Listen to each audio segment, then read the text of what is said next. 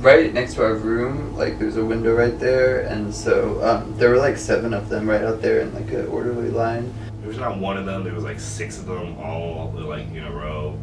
You're like, oh, whoa, whoa, whoa, whoa, whoa, whoa, whoa. And so I was coming home, and that was when I first saw them, and there were a lot of them, and I was intimidated. Yeah, I just thought it was a weird thing to have because it just came out of nowhere. Out of nowhere, there was this bike just sitting there, unattended. I just thought it was someone's yellow bike. And then I rounded the corner, and there's another one, and then another one. And then I realized they were everywhere.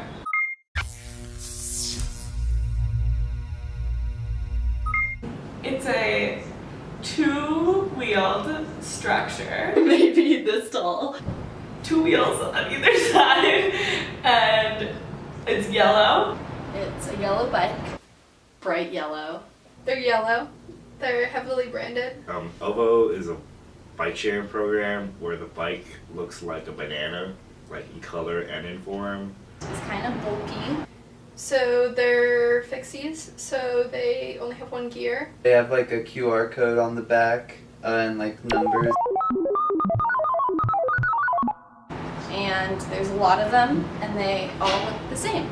And they always look like they're posing.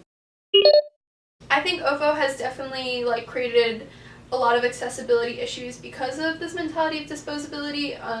People just throwing them in the middle of sidewalks or like leaving them on ramps. It's like, if you just leave it somewhere, it's like trash.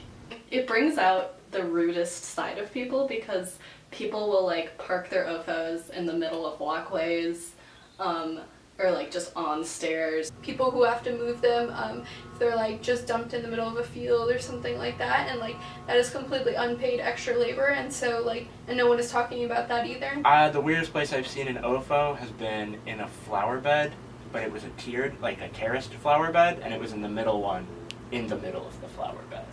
Well, there always seems to be more and more OVO bikes, and I just don't know where the rest of them go.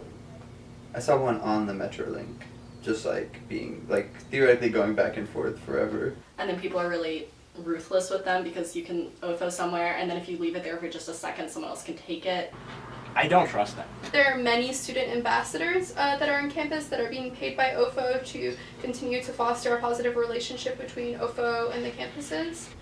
No one really knows who they are, per se. I've heard that they're a really unsustainable company. I've heard that they're a for-profit company. There just has to be like some sort of venture capital like funding model in place for them to be offering these free bikes like theoretically indefinitely. I don't know how they ended up here. I don't know their purpose. Like, I don't know, I just feel like this year, especially with stuff like HQ, there's kind of been this rise, and also obviously all of the like senators not being able to understand like how Facebook makes money.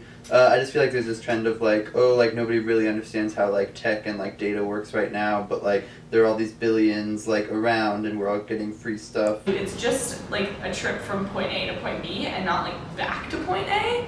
And so the only way that like would work in the real world and not on a college campus is if there were so many OFOs that it didn't matter if someone else took one because there would just be like a dozen other laying around.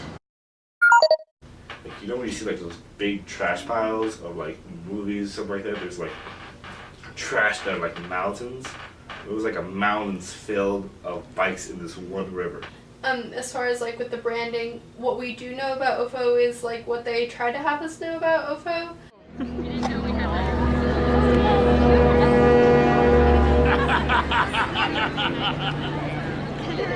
How's it going? So in terms of like thinking about OFO as a company, yeah, I'm just interested in like what forms of data are being collected, like where that data is going to, and kind of what their overall like funding scheme is.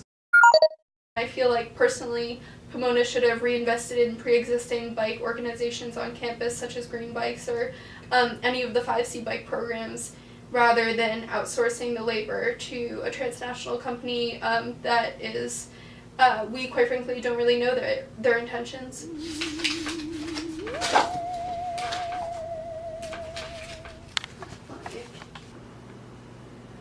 I think that's a good one. Maybe. I think this is a good phone impression as well.